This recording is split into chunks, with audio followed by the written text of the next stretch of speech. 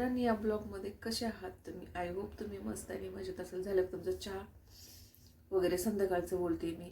आणि आता वाजलेले आहेत 7. मी येऊन फ्रेश वगैरे होऊन आवरून चहा वगैरे सगळं घेईपर्यंत, दिवाबत्ती करेपर्यंत मला वेळ झाला. आणि व्हिडिओ बनवण्यासाठी अंधार पडलेला आहे. तर मी आता स्टँडला व्हिडिओ मोबाईल लावून बनवत आहे. लाईटीचा फ्लॅश जास्ती आहे, तर थोडंसं समजून घ्या तुम्ही, बरे का? तर विषय असणार आहे की मी जो व्हिडिओ टाकलेला आहे आधीचा ते, तर विषय असणार आहे. त्याच्यानंतर मला असं वाटलं की आपण पुरुष कसे करतात हे पण एकदा बोलायला पाहिजे, बरोबर? म्हणजे काही सगळेच नाही. तर तुम्ही बघा, एखादी लेडीज जर सोडून गेली किंवा ह्या जगातून गेली, तर जेंट्स लगेच तिला वर्ष पण होऊ देत नाही तोपर्यंत लगेच दुसरी बायको, पोटापाण्याची सोय म्हणून, मुलांची सोय म्हणून, मुलं असतील तर असं म्हणून लग्न करतात, बरं का? आणि लगेच करतात ते, वाट सुद्धा बघत नाही. म्हणजे लगेच ते पहिल्या बायकोला विसरून जातात, बरे का? त्यांना काही सुद्धा महिने लागत नाहीत तिला विसरून जायला आणि तिची जागा दुसऱ्याला देण्यासाठी. तर ही आहे पुरुषांची असलियत काही, आणि काही पुरुषांची असलियत ही आहे. आणि काही लेडीज बघा तुम्ही, अख्खा आयुष्य घालवतात त्याच्याच नावाने. भले तो कसला पण राक्षस असू द्या, नालायक असू द्या, कसलाही असू द्या, त्याच्या नावाने अख्खा आयुष्य स्वतःचं घालवत असतात. तर ही आहे त्या लेडीज आणि पुरुषांमधला फरक. तर पुरुषाला लगेच जोडीदाराची गरज पाहिजे असते आणि लेडीजला लगेच जोडीदाराची गरज भासत नाही. कित्येक वर्ष उलटून गेले तरी तिच्या मनामध्ये तो विचार पण येत नाही. ती एकट्याने सगळं ओढत असते. तिला पुरुषाचे आधाराची गरज पडत नसते. तिला मुलांसाठी तिला तिन्ही नाती निभवायचे असतात, आईचं पण, बापाचं पण आणि नातेवाईकांचं पण. कारण त्यावेळेला नातेवाईक पण साथ सोडतात, बरं का? हे मात्र खरं आहे. त्यांना असं वाटतं की आपण जर हिच्याशी बोललो, आपण जर हिला जवळ केलं, तर ही परत आपल्याला मदत मागल, आपल्याकडून अपेक्षा ठेवत. त्यांना असं वाटत असतं, म्हणून ती तिच्यापासून लांब राहतात, नाते तोडतात. असे काही नातेवाईक असतात आणि माझे तर असेच नीच लोक आहेत बाबा. त्याच्यामुळं मला थोडंसं वाटलं की नाही का, या विषयावरती बोलावं. आणि मी एक व्हिडिओ पण बघितलाय मी की 2 बायका आहेत. यूट्यूबवर एक फॅमिली आहे, त्यांना 2 बायका केलेल्या आहेत आणि ते एकत्र राहतात, चांगले राहतात. असं नाहीये, हे फक्त व्हिडिओमध्ये दाखवण्यापुरतं आहे, असं नाही आहे किंवा असं नसतं. आता तुम्हाला असं वाटेल की तुला कसं काय माहिती?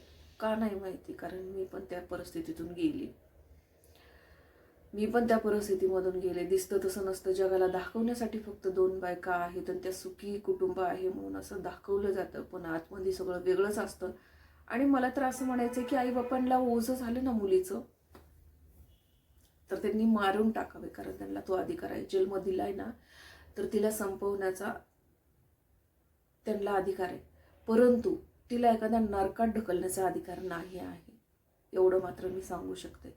कारण ना, काही आई वडील आहेत ज्यांना 4-4, 5-5 मुली असतात, म्हणून ते कसं तरी घरातले एक कमी करायचे, आपली जिम्मेदारी कमी करायची म्हणून ते दुसऱ्याच्या खांद्यावरती देत असतात. आणि त्यांना असं वाटतं की पहिलीला मूलबाळ नाही किंवा पहिलीचं काहीतरी प्रॉब्लेम आहे म्हणून आपण हिला देतोय, हिचं चांगलं होईल, एखादं मूल झालं तर ही सुखी राहील, हिचं सगळं आहे. हा जो भ्रम असतो ना त्यांचा, की दुसरी बायको म्हणजे दुसरी ही आपली मुलगी, ही आपण एखाद्या ज्याला पहिली बायको आहे त्याला आपण देतोय, काहीच कारण असतं त्याला आपण देतोय. हा जो त्यांचा भ्रम असतो ना, की हीच मालकीण आहे, हिला एखादं मूलबाळ झालं तर हिचंच सगळं होईल, हा त्यांचा जो गैरसमज आहे ना, बेअक्कल शून्य माणसं, शिकलेले पण हुकलेले किंवा न शिकलेले, न कायद्याचं ज्ञान नसणारे, असे लोक जे काही निर्णय घेतात ना, हा पूर्णपणे महामूर्खपणाचा कळस आहे, मी असं म्हणेल. तर हा भ्रम आहे, असं होत नसतं. पहिली जी बायको असते ऑलरेडी जिवंत असते त्या घरामध्ये, आणि त्याच घरामध्ये ती राहत असते. तिच्यासोबत राहणं, एखाद्या म्हणजे मैदानात एखाद्या विरुद्ध पार्टीसोबत लढण्यासाठी उतरणं, अरे इतपत खतरनाक असतं ते, एवढं सोपं नसतं. एकाच म्हणतात ना, एकाच मीना कशामध्ये तलवारी दोन राहू शकत नाही, तसाच प्रकार असतो दोन बायकांचा. एकाच नवऱ्यापाशी एका घरामध्ये दोन बायका राहू शकत नाहीत सुखी समाधानाने, तर बिलकुल नाही. आणि जेवढा त्या पहिलीचा अधिकार असतो ना, तेवढा त्या दुसरीचं काही चलत नाही. आणि दुसरीला एकदम कचरा आणि एक यूजची वस्तू म्हणून आणलेलं असतं. तिला कुठलाही मान सन्मान नसतो, तिच्या हातात काही नसतं, देईल ते खायचं आणि गपचूप राहायचं, एवढंच तिच्या हातात असतं. हे मी खरं सांगते, मी खोटं बोलत नाही आहे. तर जो भ्रम आहे ना ह्या लोकांचा, हा भ्रम मी पुढच्या व्हिडिओमध्ये नक्कीच तोडणार आहे. कारण आता मला थोडा त्रास होतोय, त्यामुळे मी जास्ती बोलू शकत नाहीये. कारण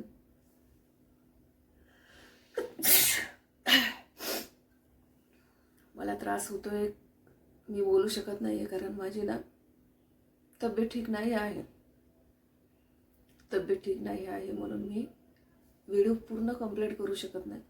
पण पुढचा व्हिडिओ बघायला विसरू नका, की हे सगळं मी बोलले आणि मला अनुभव कसा, ते मी नक्कीच तुम्हाला सांगणार आहे. तर पुढचा व्हिडिओ बघायला विसरू नका. आणि आज काय घडलं ते मला तुम्हाला थोडंसं बोलायचं आहे. आज मी सोमवार आहे आणि आज मी जात होते ड्युटीला जाण्यासाठी. मी खाली उतरली आणि माझ्यापासून थोडीशी माझी गाडी आतमध्ये येत नाही आहे, म्हणून थोडी रोडला पुढे उभं राहते. तर मी त्याच स्टॉपला जाण्यासाठी थोडं पायी जावं लागतं मला. आणि मी खाली उतरून चालले पुढे, अशी म्हणजे माझ्या असं निघाली मी. आणि ह्या मागच्या बाजूला ना म्हणजे रोड आहे, असा हा मोठा रोड आहे. आणि या बाजूला ती झाडू मारणारी नगरपालिकेच्या लेडीज असतात ना, ती झाडू मारत होती.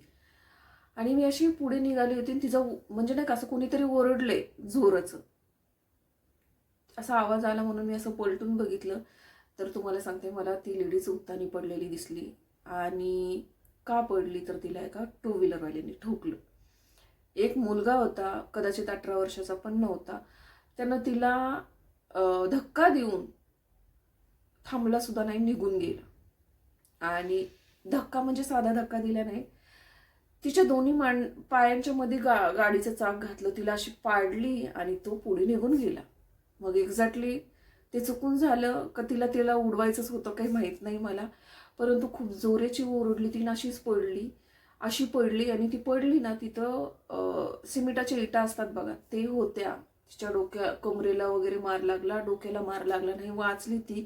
कारण तिनं असे ओपन केस ठेवलेले नव्हते, तिने ते जुडा बांधला होता, म्हणजेच आंबाडा म्हणतात ना, ते बांधलेला होता. आणि तो इथे असल्यामुळे तिच्या डोक्याला मार नाही लागला, तिच्या डोक्याचा मार वाचला. परंतु तिला मुक्का मार इतका लागला बॅकला, ती उतानी पडल्यामुळे कंबर वगैरे हे सगळं खूप इगळत होती, रडत होती. तिथे एक 4 व्हीलर वाला होता. त्या मुलाला त्यानं म्हणजे त्याच्या 4 व्हीलरला कॅमेरा असल्यामुळे त्यानं सगळं ते गाडीचा नंबर वगैरे सगळं कॅच केले. आणि तो खाली उतरला साईडला गाडी घेऊन. आणि मी पण पळत गेली आणि त्या मावशींना उठवलं, बघितलं, त्या खूप रडत होत्या, इवळत होत्या. नक्कीच त्यांना खूप त्रास झाला. त्यांना तिथं समोरच हॉस्पिटल आहे, छोटंसं हॉस्पिटल आहे एक.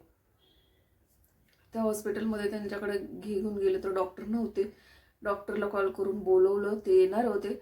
परंतु मला सारखं माझ्या ड्रायव्हरचे कॉल येत होते, मॅडम मी जाऊ का, टायमिंग होऊन चाललाय. म्हणून त्या मॅडमच्या घरचे ला मी कॉल करून बोलवलं त्यांच्याकडनं नंबर घेऊन. आणि तिथं 2 जण होते, म्हणून मी त्यांना तिथं बसवलं आणि निघून गेले. पण त्यांना सांगितलं की तुम्ही इथे डॉक्टरांना तात्पुरतं दाखवून सरकारी किंवा दुसऱ्या हॉस्पिटलला जा आणि तिथून तुम्ही सर्टिफिकेट घ्या की तुमच्यासोबत काय झालंय आणि तुम्ही FIR नोंदवा. तर ते करा, कारण इथे एवढे सगळे शॉप आहेत, तर कॅमेऱ्यात कुठल्या कॅमेऱ्यामध्ये ते कॅप्चर झालंच असेल. तो मुलगा तो भेटणं खूप गरजेचं आहे, त्याच्यावर गुन्हा होणं खूप गरजेचं आहे, कारण की त्याच्याकडून चुकीने जरी झालं तरी त्यांनी थांबायला पाहिजे होतं. त्यांनी तिला हॉस्पिटलला नेऊन उपचार करायला पाहिजे होते आणि मग त्यानं निघून जायला पाहिजे होतं. तो मागे न बघता निघून गेला. मी जर त्यावेळेला तिथे असते तर नक्कीच त्या मुलाला अडवून हे केलं असतं. परंतु तो मुलगा पळून गेला आणि ती ओरडत होती. जस्ट ती मुलगा पुढे निघून गेलेला वाटतं आणि ती मागे पडली तेव्हा ओरडत होती, म्हणून माझं लक्ष गेलं. वळून बघितली मी, तिथे गेली. माझे तिथे 5 मिनिट ते 10 मिनिट तेवढ्या ह्याच्यात सगळ्यात गेले. माझ्या ड्रायव्हरचे 3 कॉल आले म्हणून तिसऱ्या कॉलला गेली. नाहीतर आज मी घरी पण राहायला तयार होते. पण हे असा पण प्रकार घडला की मुलं 18 वर्षाची नसताना त्यांना गाडी देतात. मान्य आहे, कारण मुलांचे आजकाल डिमांड खूप आहेत. मुलांना त्याची गरज पण आहे, कारण कॉलेज क्लासेस लांब लांब असतात. त्यामुळे त्यांना गाडीची गरज पडते, कारण ते वेळेवरती सिटी बसनी किंवा कॅबने जाऊ शकत नाहीत. म्हणून त्यांना टू व्हीलर आपण देतो. पण देताना एक मुलांना शिकवा की बाबा गाडी एवढी हळू चालव की 2 शब्द कुणाचे बोलणे खाल्ले तरी चालेल, किंवा थोडं लेट झालं तरी चालेल, पण स्वतःच्या जीवाला धोक्यात घालू नको आणि इतरांच्याही जीवाला धोक्यात घालू नको. हे आईवडिलांचं सांगणं बार बार मुलांना काम असतं, बरे का. हे मला सांगायचंय. मुलगा बिनधास्त निर्लज्जसारखा निघून गेला. जर त्या जागेवर स्वतःची आई किंवा बहीण असती तर असाच गेला असता का? नसता गेला ना. मला हे खूप चुकीचं वाटतं. मी माझ्या बाबूला गाडी दिली 18 वर्षाच्या आत त्याच्या हातामध्ये, परंतु मी माझ्या बाबूला हमेशा सांगायची गाडी हळू चालवायची. एक वेळा तुला लागलं तरी चालेल, पण समोरच्याला टच पण नाही झालं पाहिजे. समोरच्याची काळजी घ्यायची. आणि माझ्या मुलाने आतापर्यंत कुणालाही टच केलेलं नाही केलं. हा, त्याच्या गाडीला मात्र बरेच जण येऊन धडकून गेले, हे पण तितकंच खरं. एक लेडीज कॉलेजमधून तो बाहेर येत होता, एक लेडीज समोरून आली, उभा राहिलेला होता तो मित्रासाठी, तर ते त्यालाच ठोकून पाडलं तिनं. माझ्या गाडीचं नुकसान केलं होतं तिनं, तरी सुद्धा ती लेडीज उद्दंडपणाने माझ्या बाबूलाच भांडत होती, निघून गेली. माझ्या गाडीचा खर्च तर सोडा, पण ती नीट माझ्या मुलाला बोलली सुद्धा नाही. आणि मी माझ्या मुलाला बार बार हे शिकवते, आणि त्याच्या आईनं सुद्धा त्याला सांगितलं असेल, पण इतका हलकटपणा, इतकी घाई चांगली नाही आहे की तुम्ही स्वतःचा तर जीव धोक्यात घालणार, पण इतरांचा सुद्धा जीव तुम्ही धोक्यात घालता. हे खूप चुकीचं आहे. असं नाही करायला पाहिजे. जर त्या लेडीजचा हात जोडा नसता बांधलेला तर ती लेडीजचा आज बारक्या मेंदूला मार लागून ती बाई जागेवर गेली असती. कारण ना अशा मोठ्या इट्टा होत्या तिथं सिमेंटच्या, आणि तिचं डोकं पटकलं, कमरेला खूप मार लागला. कदाचित तिच्या जॉईंटला प्रॉब्लेम होऊ शकतो.